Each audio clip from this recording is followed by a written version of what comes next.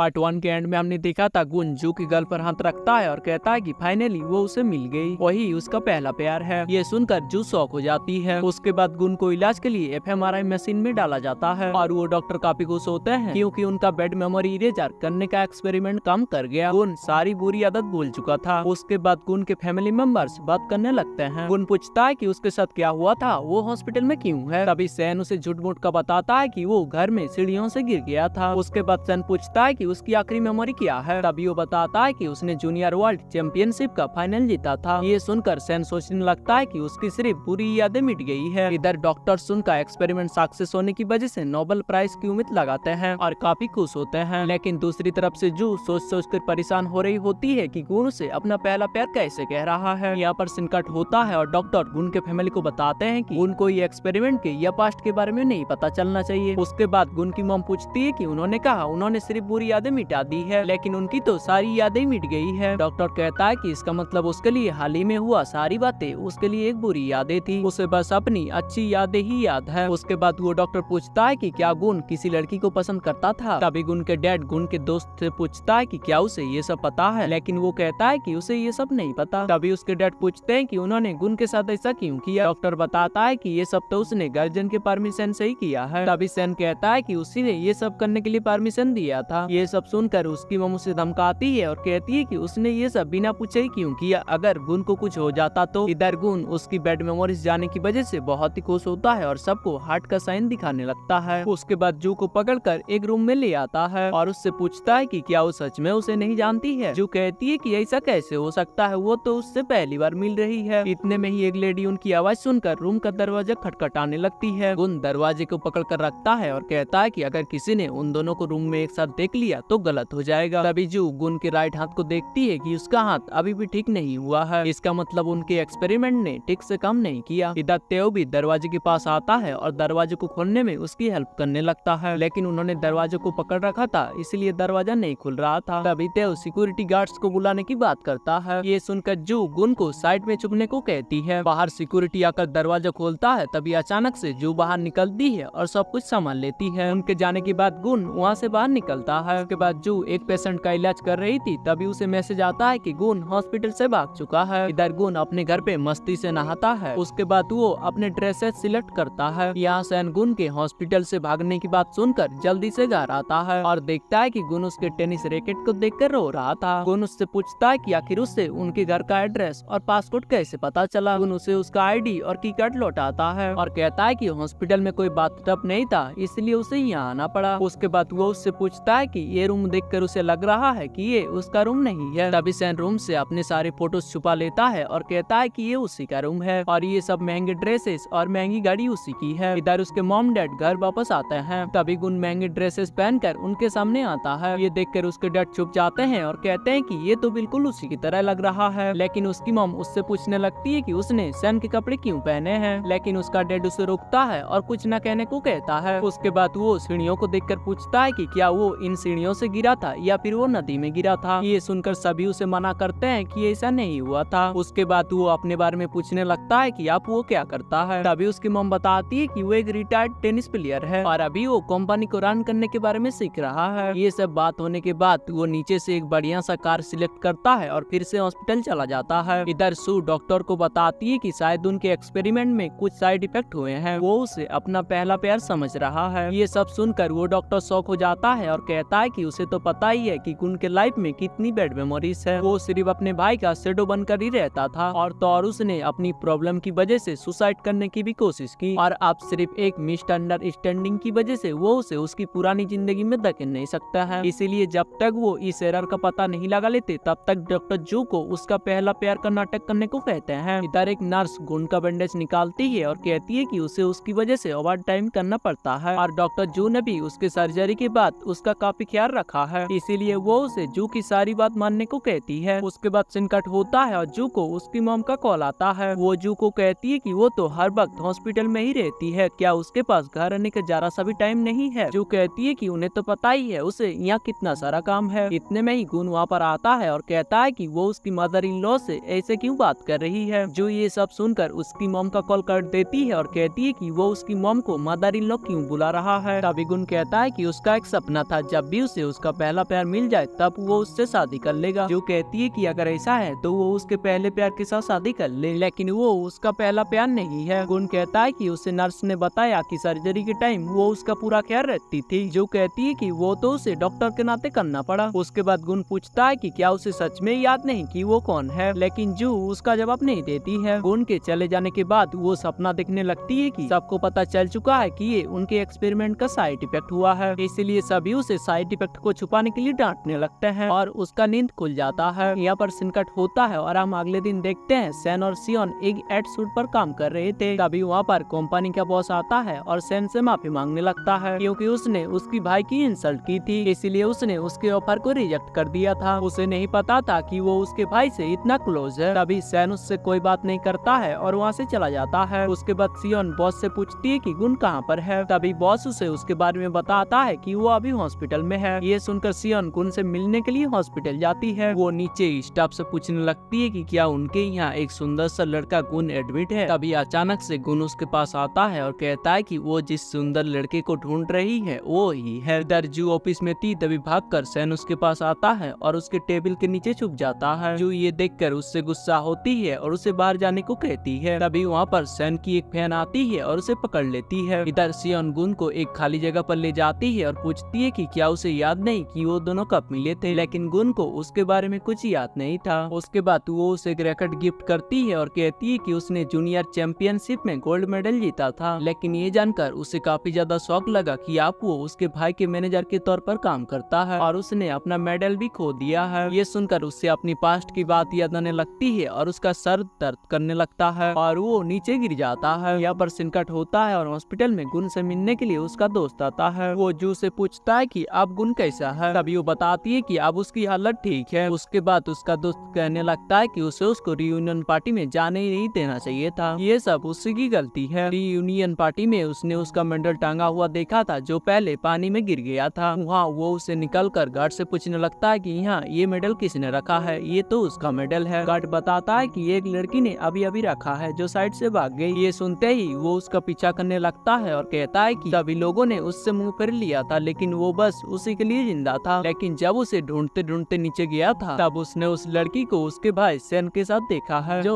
एक दूसरे को किस कर रहे थे। ये देखकर वो पूरी तरह से टूट गया। उसके बाद उसने उसे कॉल करके रोते हुए सारी बात बताई। प्रेजेंट में जू उसकी बात सुनकर समझ जाती है कि गुन का पहला बैड मेमोरी क्यों चेंज हो गया। उसके बाद जू वहाँ पर आती है तभी वो गुन और उसकी मॉम को एक साथ देखती है। उसकी मॉम उदास होकर कहती है कि उसे ऐसा लग रहा है कि वो उसकी स्टेप मॉम है। उसके बाद हम कुछ दिनों पहले का सीन देखते हैं क्योंकि वो उसके एक्सीडेंट से पहले उसे ऐसे ही ट्रीट करती थी। जब गुन की दादी ने गुन के लिए खाना भिजवाया था लेकिन उसकी मॉम वो खाना सैन को ही दे रही होती है, इसीलिए गुन सैन से खाना छीनने लगता है। तभी उसकी मॉम कहती है कि वो यहाँ पर क्या कर रहा है, उन दोनों को मिलकर खाना खाना चाहिए। तभी गुन गुस्से से कहता है कि ये खाना उसका है और वो ये सैन को नहीं देगा। ये सुनकर उसकी मॉम चिल्लाती है और कहती है कि इस टाइम पर सब कुछ उसके भाई का ही है, वो कुछ भी नहीं करता है, वो सिर्फ उसके भाई पर ही डिपेंड है। ये सब बात सुनकर गुन को गुस्सा आता है और वो उसके मॉम से कहता है कि उसे उसके साथ इस तरह से बात नहीं करनी चाहिए, आखिर वो भी तो उसका बेटा है। क्या उसे पता भी है कि सैन की वजह से उसका सब कुछ चला गया। ये कहकर वो वहाँ से जाने लगता है। तभी उसकी मॉम कहती है कि उसे अपनी मॉम से इस तरह से बात नहीं करनी चाहिए। ये सुनकर गुन कहता है कि वो उसकी मॉम कभी थी ही नहीं। उसके बाद हम प्रेजेंट का सीन देखते हैं जहाँ गुन की मॉम जू को ये सब बात बताते हुए कहती है कि उस दिन तो उसे काफी गुस्सा आया था लेकिन उसकी बातें सुनने के बाद उसे सच में एहसास हुआ कि वो तो गुन की मॉम कभी थी ही नहीं। पर इस इंसिडेंट के बाद उसे फिर से गुन की मॉम बनने का मौका मिला है। थोड़ी देर बाद गुन को होश आता है और वो सियोन के दिए हुए रैकेट को देखता है। उसके बाद वो टेनिस कोर्ट में चला जाता है और रोने लगता है। जो उसे वहाँ देखती है और उसके पास अगर पूछती है कि वो क्यों रो रहा है और वो कुछ टाइम से टेनिस को भी बहुत याद कर रहा है। जो उसे समझाती है कि अब वो एक्सरसाइज और प्यार दोनों कर सकता है। तभी अचानक से उनकी तरफ एक बॉल आ रही थी। ये देखकर गुन जल्दी से रिएक्ट करता है और अपने उसी हाथ से बॉल को रोक लेता है जिस हाथ में उसे बचपन में चोट लगी थी। ये देखकर जो सोचने लगती है कि आखिरकार वो अपना 15 साल पुराना दर्द भूल गया है तो उसे अब उसको उसके पास्ट के बारे में याद नहीं दिलाना चाहिए। इसीलिए वो भी उसे कहती है कि वो ही उसका पहला प्यार है। उसके बाद संकट होता है और सैन को पकड़ने के लिए पुलिस आती है। इसके आगे सैन के साथ क्या होता है और आगे गुन और जू के लव स्टोरी में क्या मोड़ आता है जानने के लिए नेक्स्ट एपिसोड जरूर देखें। और अगर आपको ये वीडियो पसंद आ रही है तो अभी क्या लाइक कर दो और चैनल पर अगर पहली बार आए तो चैनल को भी सब्सक्राइब कर लेना। तो चलिए मिलते मिलते हैं नेक्स्ट पार्ट में।